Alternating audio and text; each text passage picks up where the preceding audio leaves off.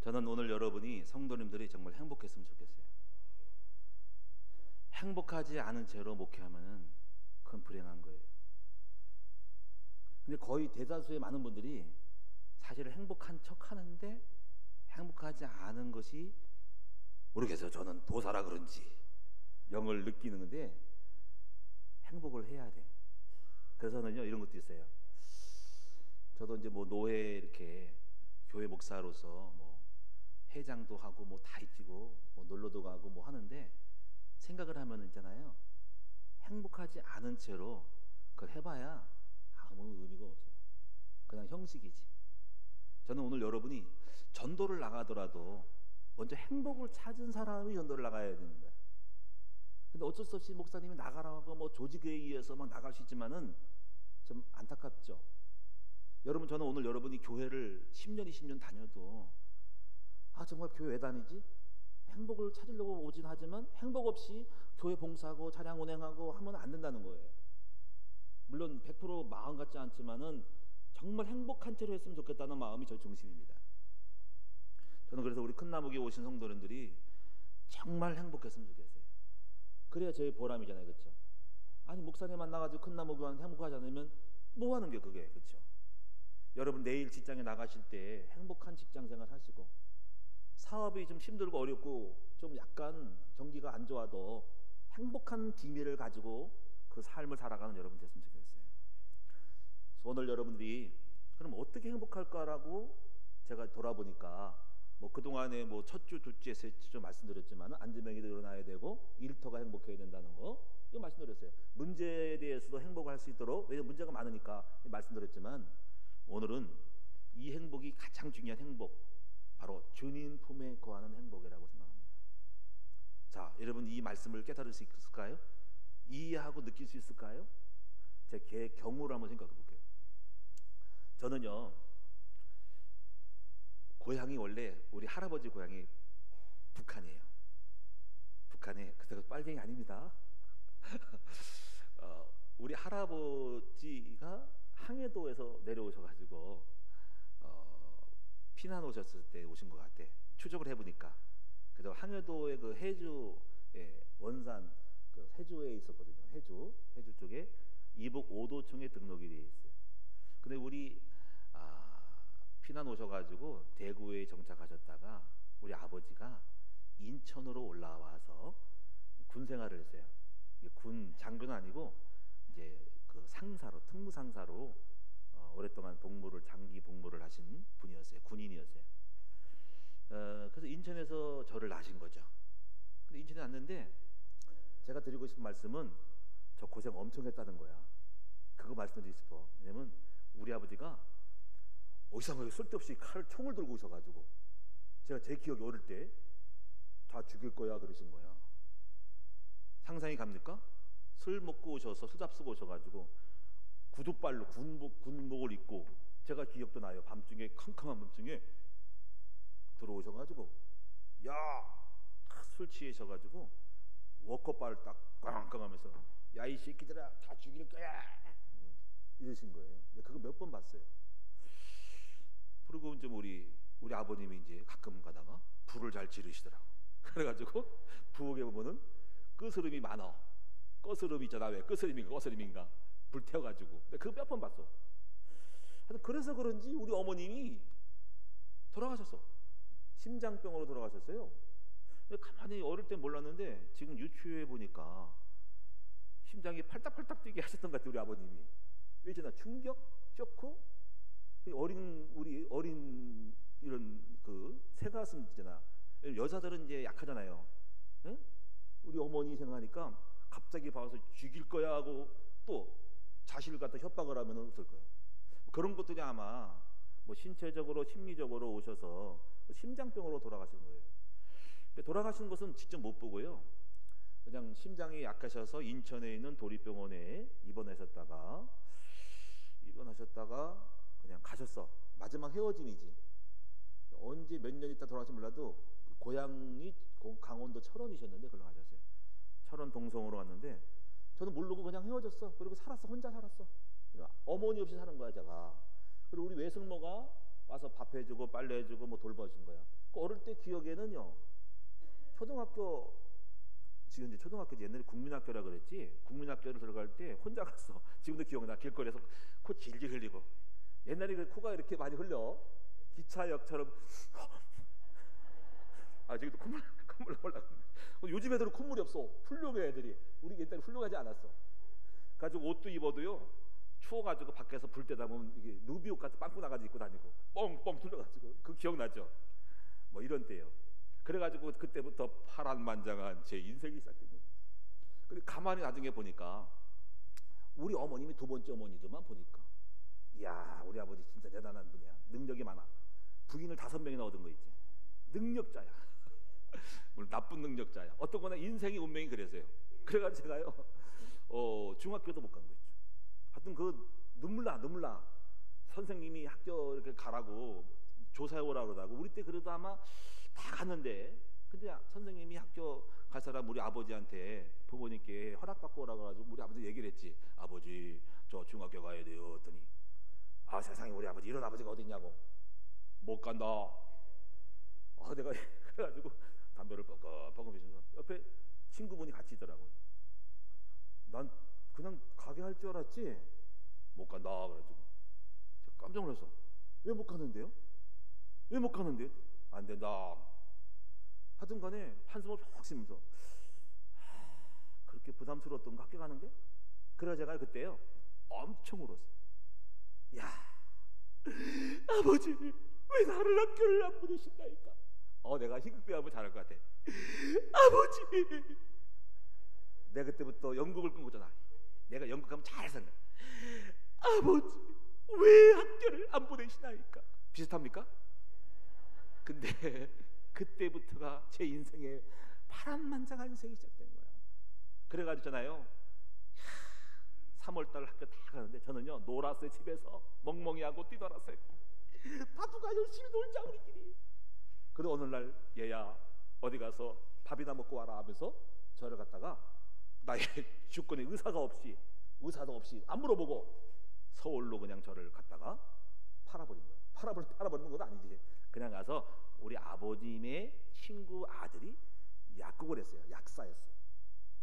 그 약사의 아들의 그 집에 가서 얘 좀 갖다가 밥 좀 먹이라고.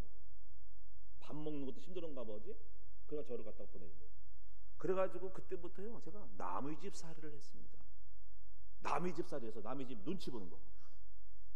그런데요 저도 있죠. 생존 본능 있잖아요. 생존 본능. 생존 본능이 있는 거야. 그래가지고 어릴 때요 12살 때 아침 몇 시에 일어난 줄 알아요? 6시부터 일어났습니다.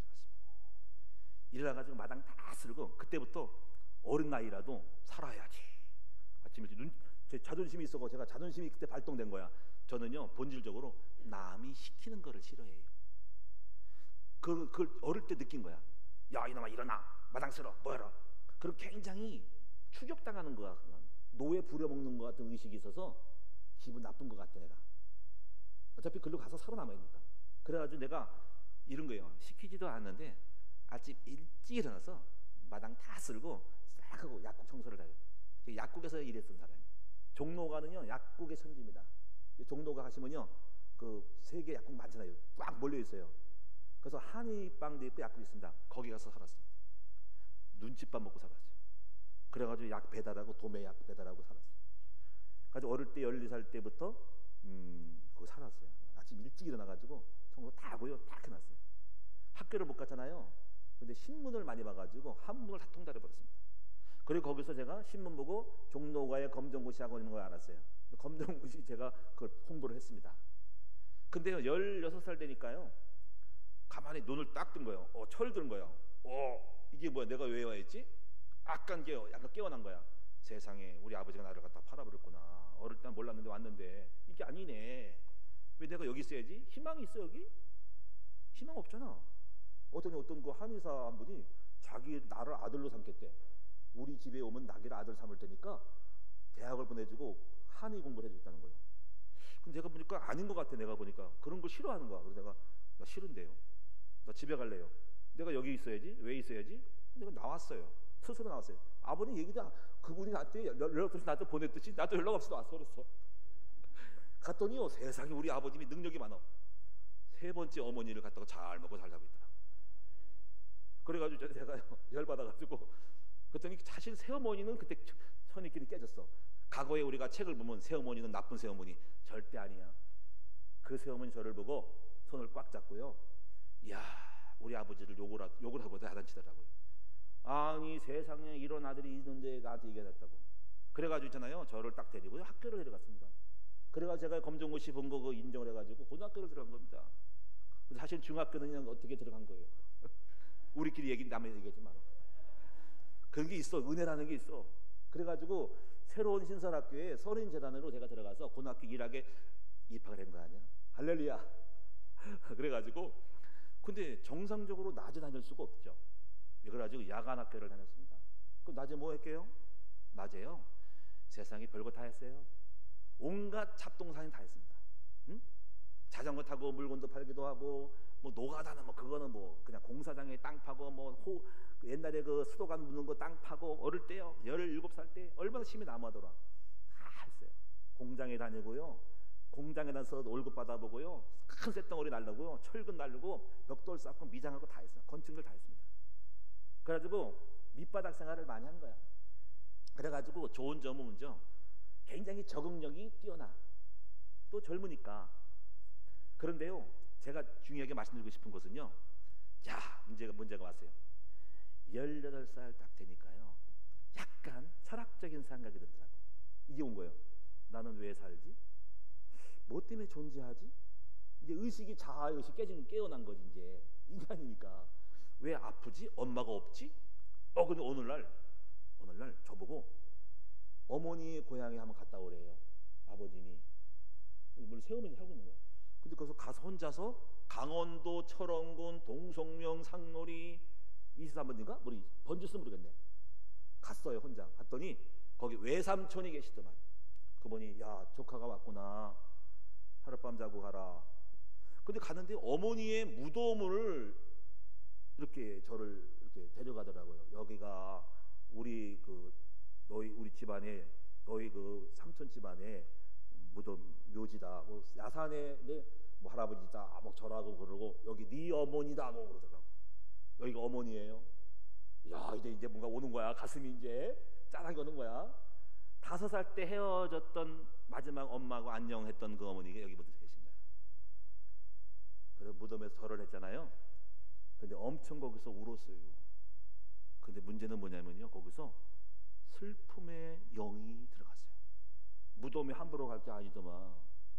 그래가지고 있잖아요, 가슴이 미어져가지고, 우리 어머니 여기 계시는구나. 온갖 그 뭐 있잖아, 상념과 해안이 들어오면서 과거가 주마등처럼 떠오르는 거야. 문제는 거기서 끝난 게 아니에요. 집에 와서 귀신 들어갔습니다. 어떤 생각이 들어갔을까요? 정신적인 게 온 거예요. 그러다가 신부님 막 도른 건 아닙니다. 약간 돌려다가 온 거예요. 주님 앞에 온 거예요. 이런 거 있잖아. 왜? 철학적 질문하는 거야. 왜 살지? 처음에 갈 때도 그런 생각을 했는데 더 깊어졌어. 왜 살지? 죽음이 왜 있지? 왜 아픔이 있지? 왜 슬프지? 왜 가난하지? 이거 거기에 대한 질문이 온 거야. 끊임없이 질문이 왔어. 그리고 홀로 생각하는 거야. 상념에 젖었어. 왜 아프지? 왜 죽지? 왜 가난하지? 근데 이것이 우리 가인의 문제가 아니라 인생의 문제가 온 거야. 왜 사람들은 아프지? 죽지? 왜 슬프지? 병들지? 암 걸리지? 근데 답이 없어. 왜 하다가 제가 가끔 간 곳이 불교예요. 우리 집, 제가 간석동 이제 왔더니 아버님이 동암역에 왔더니 간석동에 살아서 간석역동에 옆에 신명고등학교 있고 약산사랑에 절이 있었어요. 거기를 자주 갔어요. 등산을 하면서 절에 가서 스님하고 막 대화를 했어요. 내가 절에 들어가서 중일해야 되겠다. 잘못하면 제가 나무아미타불 간세모살 시주님 하고 여러분 앞에 머리 빡빡 깎고 나서 날 뻔했듯. 그런데 그렇게 상념해서 가지고, 근데 문제는 정신적인 문제인 거야. 이상한 거는요, 생각을 하면 답이 없잖아. 근데 이거 내리에서 이게 오는 거야. 이렇게 돌아, 달팽이 돌듯이잖아요. 왜 그러지? 왜 그러지? 왜 그러지? 왜 그러지? 왜 그러지? 하다가 쭉 가. 그러니까 답이 없으니까 머리가 복잡해지니까요, 부딪히는 거야. 벽을 치는 거야. 아우 답답해. 뭐지? 이래 되는 거예요. 이제 정신적인 문제가 이제 오기 시작한 거야. 근데요, 그다가 결국은 창문 차려보니까 이 땅에 살아야 될 존재가 없구나. 여기서 제가 우울증과 허무함에 빠져서 잘못된 거 알았어요. 근데 마침 제가 불교 쪽에 갔기 때문에 이렇게 생각했어요. 절에 가야 되겠다. 그리고 내가 절에 기해야 되겠다. 스님이 돼야 되겠다. 와, 제가 절에 스님 됐으면 고승이 될지도 몰라. 고승이 되거나 아니면 날라리 중이 될 수도 있어. 근데 이렇게 하다가 놀라운 일이 벌어졌어. 하나님이 저를 사랑하신 거예요. 야, 제가 어릴 때요, 인천에 살면서 인천 제일 교회를 다녔거든요. 그때 선생님이 꼬셔가지고 전화에 성탄자를 꼬셔가지고 그때 야 기쁘다 고주는 날 그날 가가지고 주의 친절한 팔에 노래를 많이 불렀는데 그때 주님이 너를 찍어가지고 너는 내 것이라 그랬던 것 같아. 그래서 저를요 절에 갈 판에 날짜 잡아서 한 달 있으면 저는 절에 갈 거야. 제가 분명히 하면 가. 근데 오늘 내 친구가 저를 만나더니만 고등학교 동창이 그러는 거예요. 야, 우리 매형이 목사님인데 저 인천에 있는 그 신기촌에서 목회를 하는데 개척교회니까 돈이 없어. 건축을 해야 되는데 노동 인력이 필요하대. 포화시 좀 해주겠냐는 거야. 너희들 가서 우리 친구를 불렀다는 거야. 밥은 줄 테니까. 그래서 그거 잘 됐다. 야, 우리 힘 남아도는데 하지. 내가 원래 노가다 출신이야. 나 세면도 잘하고 벽돌도 쌓고 다 해. 땅도 잘 파. 가자. 신나더라고요. 갔어요. 가가지고 열심히 땅 파고 일했어요. 그랬더니 그 목사님이 저녁 때 다 봐라. 그러니까 그분이 저한테 여러 명의 친구들 찬송을 가르치는 거예요. 찬송 부르자. 그 당시에는 이렇게 의자도 없어서 조그만 교회 바닥에 앉아가지고 그냥 뭐 찬송 부르는 거야. 근데 그 찬송 부르는 중에요 제가 은혜를 받아버렸죠. 막 눈물이 막 나오는 거야. 막 쏟아지는 거야. 지금 제가 볼 때는요 옛날에 그 바켓스 있잖아요. 이만한 거. 그 바켓을 꽈도 찬 것 같아. 제 느낌이 그래. 물론 안 찼겠지. 근데 그날 제 눈에 보이는 눈물은 그냥 빗줄기가 흐르는 것처럼 쏟아져. 찬송하면 눈물이 쏟아져. 쭈룩. 할렐루야 쭈룩 쭈룩. 그래가 그때부터 눈물샘이 서졌어. 내 몸에 눈에 그렇게 눈물이 많은지 몰랐어. 그래야잖아요.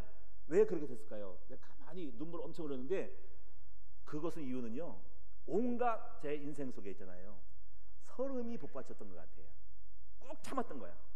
내가 꼭 참고 내가 내 엄마 없는 것도 꼭 참고 내가 어릴 때 학교 간 것도 꼭 참고 내가 꼭 참고 내가 일하고 꼭 참고 학교 가고 야 정말 남의 집 팔는 것도 꼭 참고 내가 꼭 참았어. 근데 주님 앞에 갔더니 그 아버지 앞에서 내 안에 있는 서러움이 복받치면서 그 아버지 앞에 있잖아. 왜 서러웠던 꼭 참다가 누구 친절한 사람 만나면 하소연가 터진 것처럼 우리 아버지 앞에 딱 그 터진 거야. 그래서 하나님 딱 웬만 당신 계십니까? 하는 거예요. 하나님 계신 거예요. 하나님 계시면 난 이렇게 만들 수 있어요. 하는 거예요. 그래가지고 있잖아요 그때부터 하나님을 찾는 순례 여행이 시작됐습니다.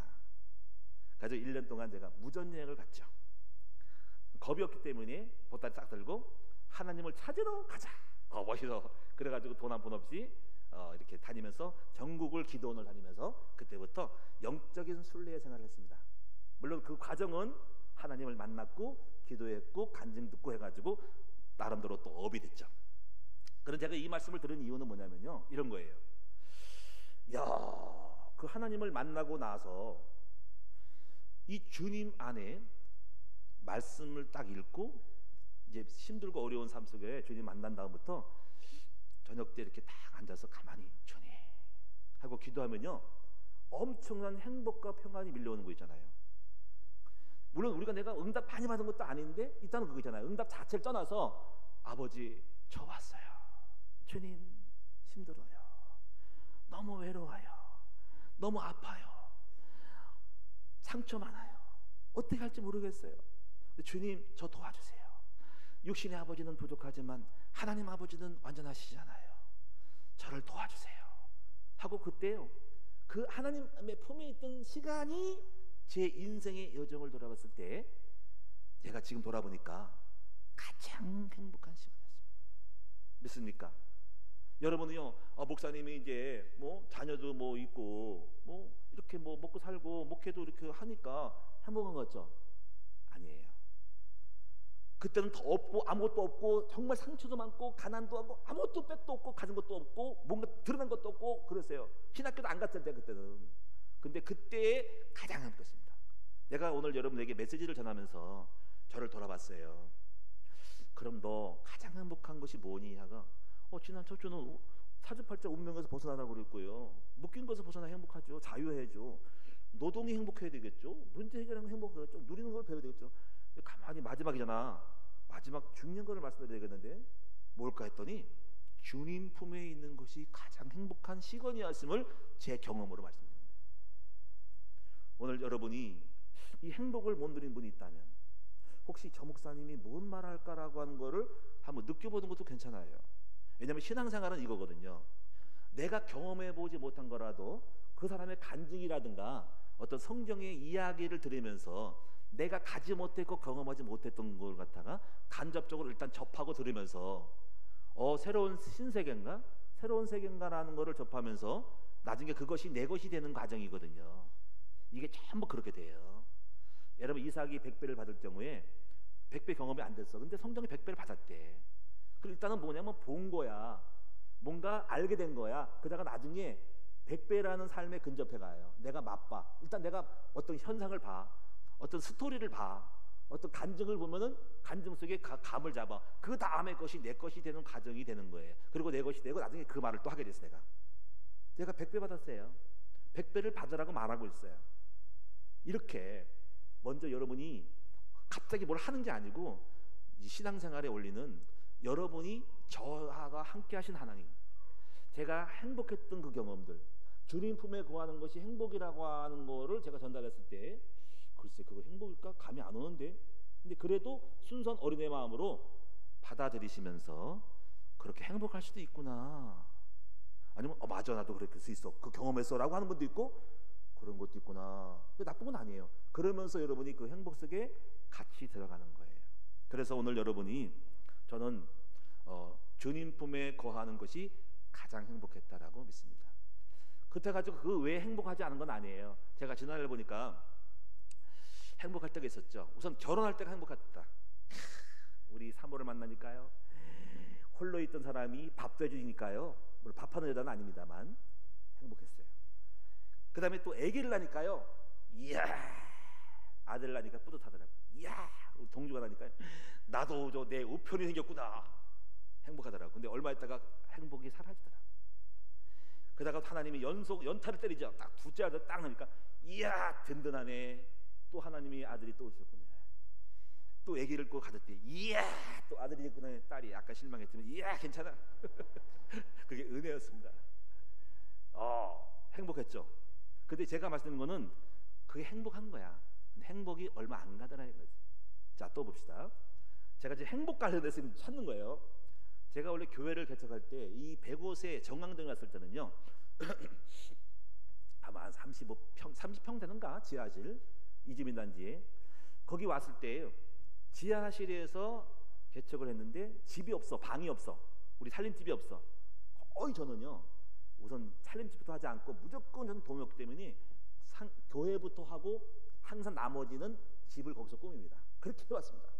상가 칸 막아서 어떻게 막어? 내가 두드려 막어. 뚜뚜뚜나. 옛날에 공사장이 있었기 때문에 그냥 어떻게 못질 한번 막어. 합판 떼기 막어. 나무 쫄대 대고 합판 대고 막어.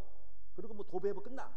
그리고 밑에 바닥은요 그냥 호수 깔어. 보일러 한 사람 그 기술자 불러다가 하고 바닥 깔고 장판 깔면 끝나는 거야. 방이 되는 거야. 할렐루야. 얼마나 간단해, 그렇죠?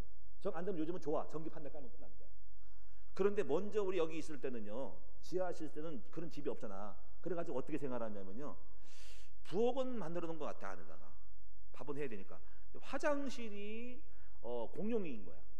공용이 무슨 뭐 이거잖아. 왜 상가 건물에 개인이 아니라 1층 계단 올라가는 중간에 중턱에 있잖아. 그래서 상가집도 쓰고 그 안 다 쓰는 거야. 우리가 지하실에 살림을 했으니 어디 쓰겠어? 별도 안 만들죠. 만들 수 없죠. 만들 수도 있지만은 주인이 허락해야 되고 공사해야 되고 지하 펌프 내려야 되는데 못 하잖아. 화장실 못 만들어요. 그래서 그냥 쓰는 거지. 굳이 돈이 없으니까. 그래가지고 쓰는 게 불편하잖아. 왜? 아침 7시 8시면 출근해. 대한통운 사람들이 와서 식당 사람도 와서 아침에 화장실 들어가잖아. 그 우리 살림을 우리 어떻게 씻고 목욕 못 하잖아. 샤워. 근데 그거를 몰래 했다고.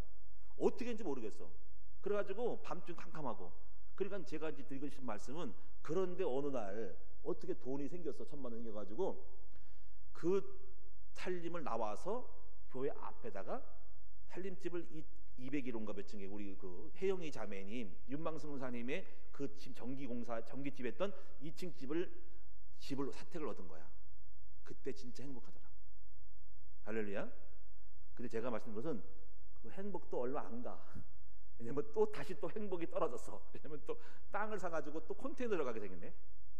자, 제가 드린 말씀은 이렇게 행복은 단초적으로 조금씩 있지만 행복이 영원하진 않다라는 거지. 그래서 많은 게 있었습니다. 행복 여러 가지로.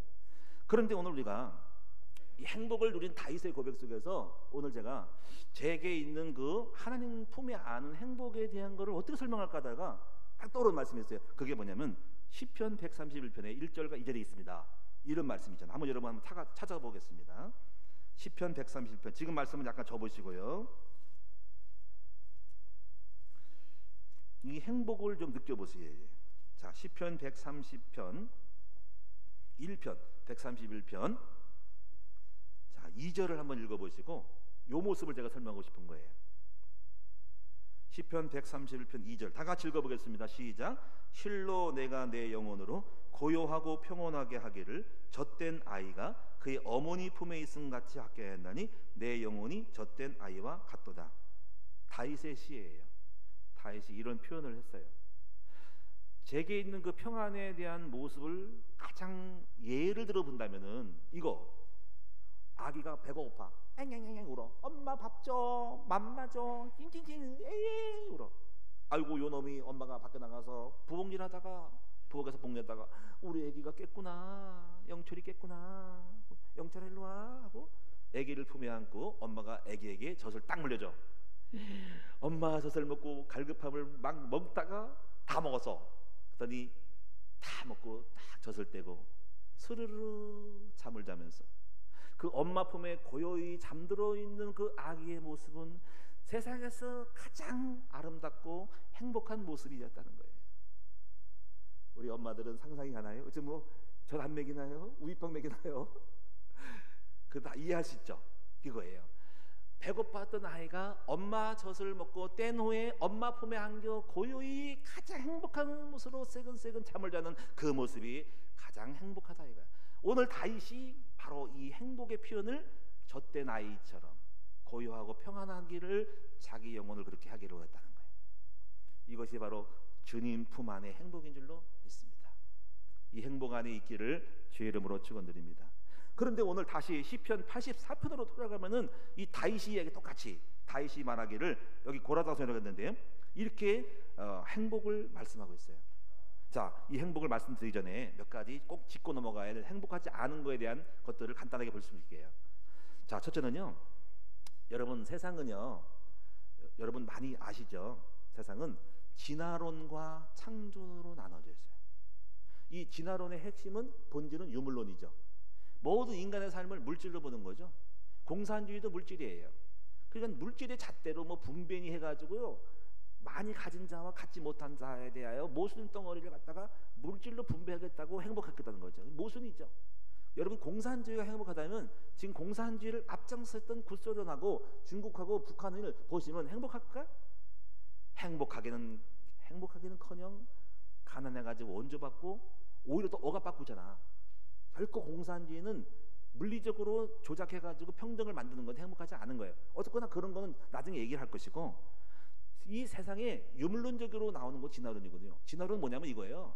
진화는 당연 정글의 법칙이에요. 1, 2, 3등으로 숫자 매기는 거예요. 1등은 행복하고 끊임없이 1등이 2등이고 많이 가진 자가 행복하다는 거야. 진화론이에요. 그래서 2, 3등은 바보 루저라는 거야. 그래서 요즘에 지난번에 영화 나왔던 무슨 캐슬 이거 그것도 마찬가지로 성적이 좋음에도 불구하고 1등 사고방식까지는 그것이 최고 탑이야만 행복하다라고 하는 사고받고 있는 그런 열등 1, 2, 3등을 줄을 서는 사람에 의해서 이 세상에 1등 외에 나머지는 전부 꼬레비는 부족하고 못난 인간이라고 할 때 그 사람 불행한 거잖아. 충분히 행복할 수 있는 성적임에 불구하고 왜 그런 잣대로 보냐는 거죠. 이 잣대는요 우리 자신을 불행하게 만들어요. 내가 많이 가졌는데 나는 많이 못 가짐에 대한 이 상대성이잖아. 내가 아파트 30평짜리 있어도 저 높은 사람을 보면 50평 가진 사람은 또 불행한 거야 내가. 그건 아니거든요. 그렇죠? 그래가지고 끊임없이 불행으로 몰아넣는 이 진화론은 좋은 게 아닙니다. 여러분이요, 진화론으로 결혼한 사람은, 진화론 사건으로 결혼하면 이거예요. 남편이 있고 아내가 있어도 이거잖아. 이 남편이 훌륭해서 나를 행복하게 해주고 돈 많은 사람이 했는데 나중에 보니까 우리 남편은 못해, 좀 부족하고 다른 사람이 더 멋있어 보여. 그럼 내가 살고 내가 행복하기 위해서는 이 남자를 버리고 택해야 한다는 거야. 그게 불행의 시작인 거예요. 그래서 끊임없이 인간은 더 좋은 걸 해서 야물차게 내쫓고 이게 죽이는 거예요. 사람을 죽이든 내가 살기 때문에 라고 하는 것 때문에 가차없이 버리고 이혼하고 가는 거야. 이건 불행한 거예요. 그래서 기업들도 이 생존 속에 어차피 생존 경쟁이 한 우리 기업이 살고 남을 죽이는 거야 해서 정당하는 거야. 내가 남을 죽이는 것이 법칙이야. 진화론 그거면 태하고 발달한 거 살아나는 거거든요. 이것이 정글의 법칙이 땅에 있는 거야. 이 진화론 사상 때문에 잔인해지는 거예요.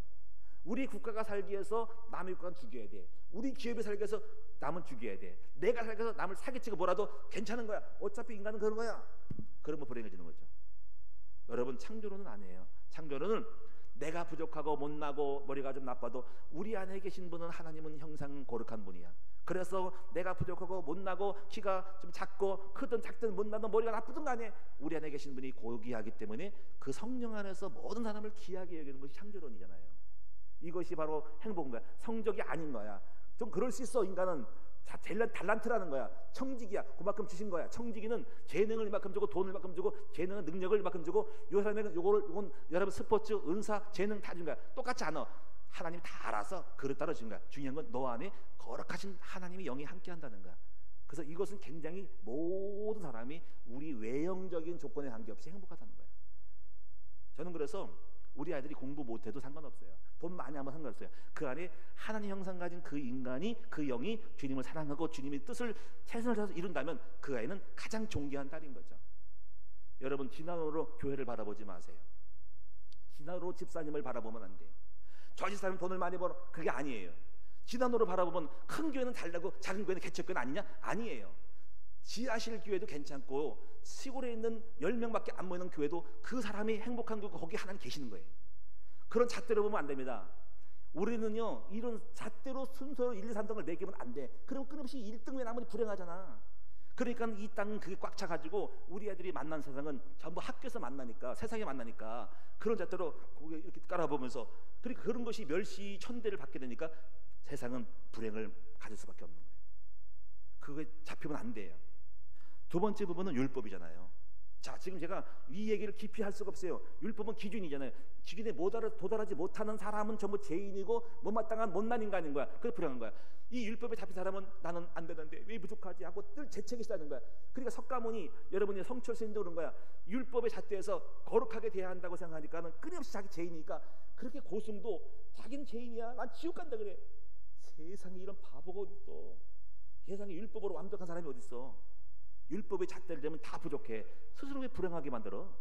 우리는 죄인이야. 의인이 되려면 예수 믿으면 끝나는 거야. 저는 내가 부족해도 그래, 나는 의인이야. 믿음으로 말려 그러면 다 왔어.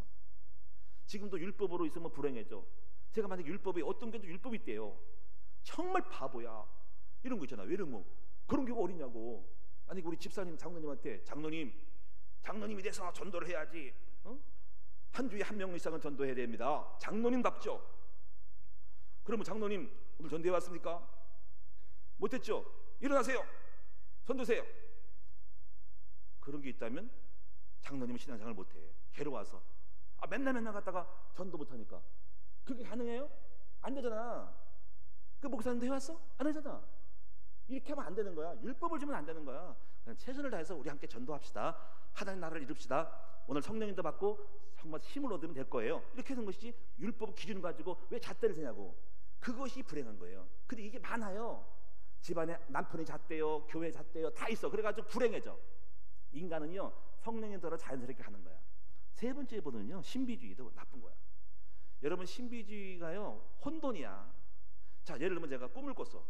야, 하나님이 나 나타나가지고 안아주고, 이정은 목사야, 내가 너를 사랑하노라. 내 꿈을 얘기했어요. 여러분, 제가 밤중에 꿈을 꿨어요. 얼마나 행복한지 몰라요. 행복해요. 자, 꿈이었어요. 행복하게 느꼈어요. 그날은 너무 행복하고 좋았어요.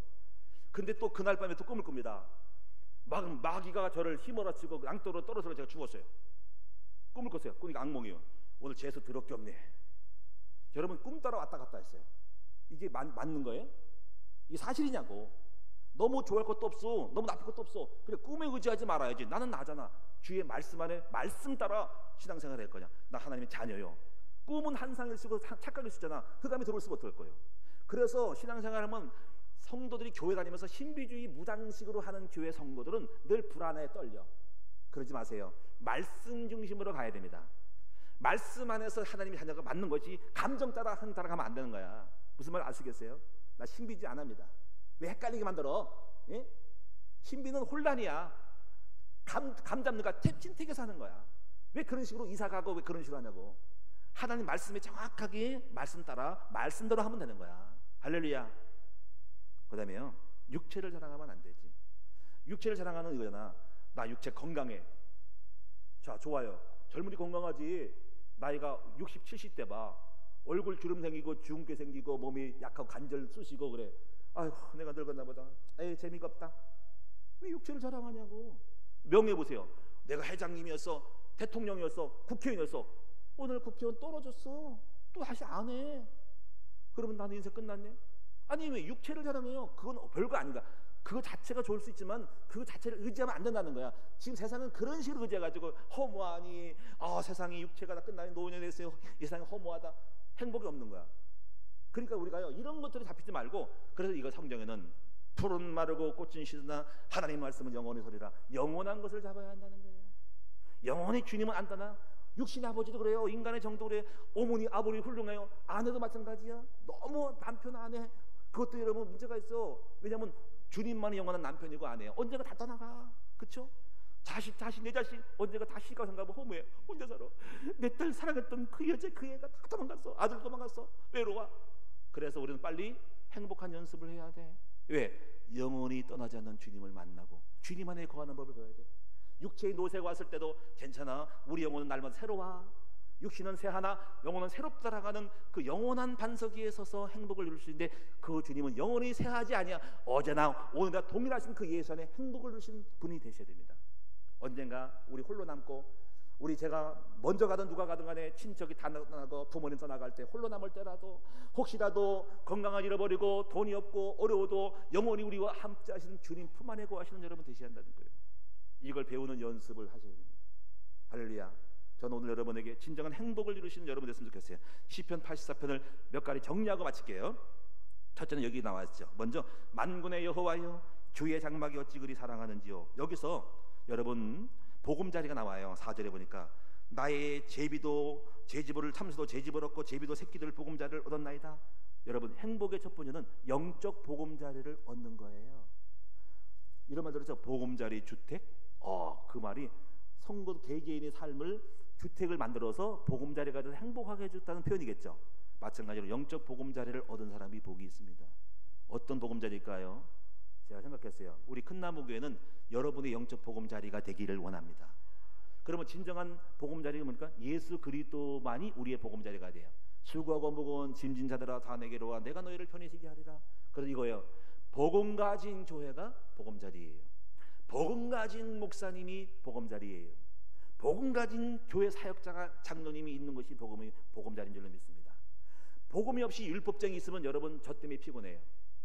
교회가 율법으로 같이 하면요 짜증나고 힘들고 갈등이 많아요. 그리고 목사님이 경쟁으로 줄 세워버려. 참 나빠. 어떤 교회는 있는 게 있어요. 제가 알고 있는 친척교회 청주에 있는 교회는 수만 명이 모여요. 그 성도들 참 불쌍해. 우리 목사님이 교회 성장에 빠져가지고 있잖아요.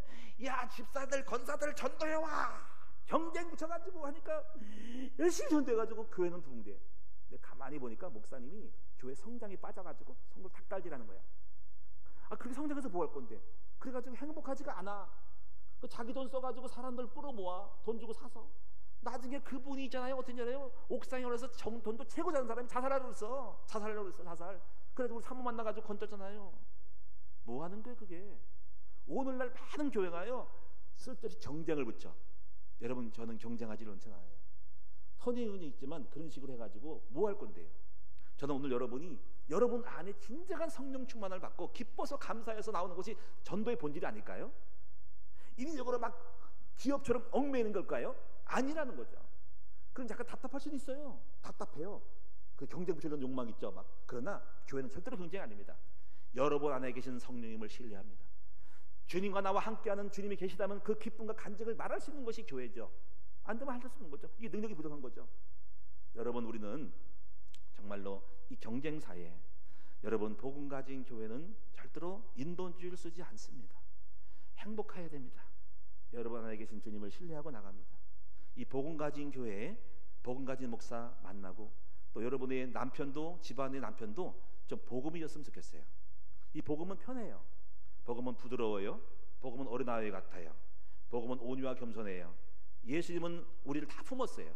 한 사람의 예수를 닮은 사람은 아빠가 다 품어요. 아내가 부족해도, 자식이 부족해도, 아니면 아내가 복음이 되면 남편이 부족해도, 우리 남편 술 먹고 이상해, 다 품고 오늘날 그 그리스도 안에서 행복을 누리고 오늘 만들어가죠. 그렇다고 나쁜 것들이 옳다고 정당하고 인정하는 건 아니에요. 제가 말하는 말 아시겠습니까?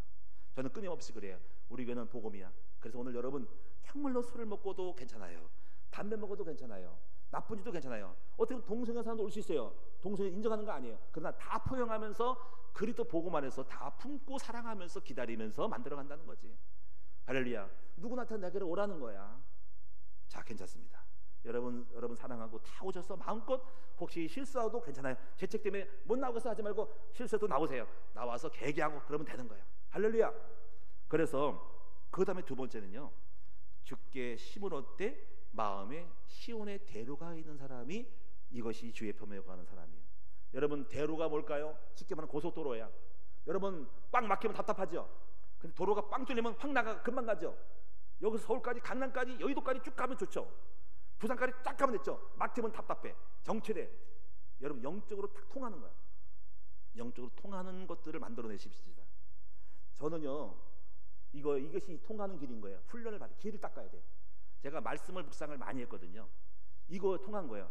말씀 묵상 속에 기도하고 딱 들어가면 바로 영이 통해. 하나님의 시온에 들어가 버려. 이 말이 무슨 말을 알아들어야 됩니다. 영적 세계에 확 들어가가지고 주님과 교제하는 거잖아. 근데 이게 영이 막히면요, 버벅거려. 아우, 찬양해도 안 돼, 기도해도 안 돼, 답답되고 뭔가 안 잡혀 가지고 그냥 기식적으로 하는 거야. 설교를 준비하다 그러면 톡 통하면 바로 나오는데, 안 통하면요 막 조직적으로 하고 짜고 막 그래. 성령이 통하면 말씀이 바로 통해. 그게 시온에 데려오는 거야. 여러분의 마음속에 영적으로 통하는 것이 딱 있으면 얼마나 좋을까. 문제, 사건 어려울 때마다 영으로 딱 통하면요, 거기서 시온에 데려가 있는 사람은 보겠다는 거야. 성령이 네 여러분 안에 교통이 된다는 거죠. 여러분, 그 세계 속에 들어갔으면 좋겠어요. 이걸 못 느끼고 도무지 모르겠죠. 근데 하여튼 이 단어를 한번 생각해 보셔야 돼요. 여러분의 영혼에 힘을 얻고 시온에 대로가 있는 사람은 오겠다. 대로가 뭐야? 한번 생각해 보래요. 길이야. 주님과의 교통이, 고속도로가 열린 사람은 복이 있어. 제가 영혼에 시온 대로가 있으니까요, 주님과 왔다 갔다 하는 거야. 야곱이 사다리 타고 하늘을 올라갔던 것처럼 갔다 왔을 때 거기서 지혜와 능력을 다 받고 와. 그래서 시온에 들어가 복이 있다는 말은 그 주님과의 교통 속에서 목회가 되고 다 되는 거예요. 지혜를 주시는 거예요. 힘을 주시는 거예요. 할렐루야. 여러분에게 이 시온에 들어가 있는 여러분 됩시다. 이것이 바로 주님의 품에 고할 때의 축복인 거예요. 그냥 주님 품에 괜히 평안해 있는 게 아니라 주님 품에 있으면서 시온의 대로가 생기면서 복을 받는 거예요. 그리고 세 번째, 힘을 얻어요. 이 힘은 꽃배기 힘이 얻는 거예요. 여러분, 요셉이요 힘을 얻었잖아요. 그 힘이 담장을 넘었다잖아. 이 힘을 얻는 여러분 됐으면 좋겠어요. 힘을 얻을 때 더 힘을 얻어. 이게 있어요. 그래서 예를 들면 여호수아 있죠. 여호수아가 이런 거예요. 힘을 얻는 거예요. 요게 비밀이에요. 모세가 하나님과 기도했어요. 하나님과 대화를 해. 근데 출애굽기를 보면 이 33장에 보면 나옵니다. 모세가 대하고, 모세는 나는 간다, 잠자러 간다 할 때 마지막 남아서 기도한 사람이 여호수아입니다. 그렇게 되어 있습니다. 여호수아, 그의 시정 여호수아는 해막을 떠나지 아니하느니라. 요것이 힘에 힘을 더하는 거예요. 여러분, 우리가 다 기도해. 우리 기도 다 끝났어. 12시 20분 30분 끝나. 그런데 어떤 사람은 끝나도 안 가고 기도를 하고 있어. 그게 힘에 힘을 더하는 사람이 비밀입니다. 좀 지속적으로 오랫동안 하는 사람이 있죠. 제가 청년 때 그렇게 했어요. 청년 새벽 기도 가면요 다 기도합니다. 그러면요 저는 이상하게 더 넘쳐 해가지고 다 가도요, 저는 마지막에 남아서 더 기도해요. 하나님이 그 영적 특심함이 저를 만들었다고 볼 수 있어요. 이것이 바로 힘에 힘을 더하사. 왜? 맛봤기 때문이에요. 자, 사랑하는 여러분, 시간이 많이 가니까 마지막 하나만 더 하고 마칠게요. 자, 우리가요 어떻게 행복하냐면 진짜 뭘 보는 사람이야. 제가 주보에다가 참된 영적인 맛을 보는 사람이 돼야 돼. 주님과의 교통. 여러분 주님 품에 있을 때 맛 안 봐요? 저는 주님의 품에 있을 때 맛을 봤어. 먼저 뭘 보냐면요, 먼저 봤어. 뭘 보냐면 성경과 역사를 통해서 신앙생활의 시작은 뭘 보는 거야. 이삭을 봤어, 아브라함 봤어, 다윗을 봤어, 골리앗 이긴 걸 봤어. 봐야 돼. 먼저 봐. 나는 아직 안 됐어. 근데 봤어. 성경을 통해서 봤어. 예수를 봤어. 바울을 봤어. 교회를 봤어. 세계를 봤어. 아브라함 봤어. 다 봤어. 창세기 이상의 축복을 봤어. 일단 봐야 돼. 먼저 봐야 돼. 여러분과 성경을 통해 보셔야 됩니다. 두 번째는 맛을 보는 거야. 하나씩 그 본 것을 하나씩 보고 다 봤어. 하나씩 입맛을 보게 하실 거야. 이거 주님이 이루실 거야. 오늘날 상황이 오면은 그 상황 따라 맛을 보게 하셔. 제가 지금까지 그런 맛을 많이 봤어요. 성경을 많이 봤어요. 성경을 많이 읽었어요. 많이 봤어요. 그리고 보고 나서 하나씩 가정회복, 경제회복, 목회회복 다 되고, 저는 사도행전 지금 본 게 있는데요, 아직 덜 맛을 봤어요. 사도행전 바울이 봤던 세계 복음화에 대한 걸 봤어요. 어떻게 전략 가지고 저 마게도냐까지 교회를 만들었는가를 제가 봤어요. 그러면 제가 봤기 때문에 지금 비전이 있어요. 비전 따라 맛을 볼 거예요. 할렐루야. 이게 비밀인 거예요. 그 다음에 나중에는요, 우리 자신이 맛있는 사람이 되는 거예요. 우리가 가는 곳마다 맛을 내죠. 맛을 내요. 가면은 맛을 내. 소금 빛이 되는 거죠. 제가 일본 가서 또 맛을 내야 되겠죠. 먼저 맛을 봤기 때문에 맛을 낼 수 있는 거예요. 이것이 바로 주님 안에 거하는 사람의 행복한 삶이라는 거예요. 여러분, 저와 여러분이 이제 승리합시다. 여러분 나를 돌아보면서 행복의 조건을, 목사님 집 사야 되겠어요, 사업 다 하세요. 다 필요한 거예요. 그러나 진정한 행복은 있어도 없어도, 여러분 내가 노쇠하고 연약해도 주님 품 안에 거하는 행복이 가장 소중한 거고 귀한 것임을 알기 때문에, 이거는 늙어서도 할 수 있고 죽음 직전에 병들어 침상에서도 할 수 있는 거예요. 주님 품에 거하는 행복은 내가 어떤 처지에서도 진짜 행복한 줄로 믿습니다. 그 행복을 지금부터 배우고 연습해서 참된 행복 안에 가장 행복한, 여러분 마치 젖된 아이가 엄마 품에 있는 것처럼 고요하고 평안하게 하기를 원했던 다윗처럼 그러한 축복의 사람이 됐으면 좋겠어요. 이것이 진짜 행복입니다. 기도하겠습니다. 하나님, 우리 사랑하는 성도님들 끊임없이 외적인 조건으로 황항으로 가져야 되고 바꿔야 되겠지만 얼마 못 갑니다. 우리 끊임없이 세월이 가면은 육체도 노쇠하고 그 차지했던 명예도 떵떵거리고 차지했던 권세도 어느 날 건불 10년이라 다 사라집니다. 그때 허무함을 느낍니다. 아버지, 헛된 것에 잡히지 말게 하시고 참된 행복 안에 들어갈 수 있도록 만들어 주옵소서. 주님 품 안에 교제하는 시간, 주님과 대화하는 시간, 그 시간 잃어버렸습니다. 그 시간 찾게 도와주세요. 가장 행복한 사람들 되게 해주세요. 예수님의 이름으로 감사하며 기도드립니다.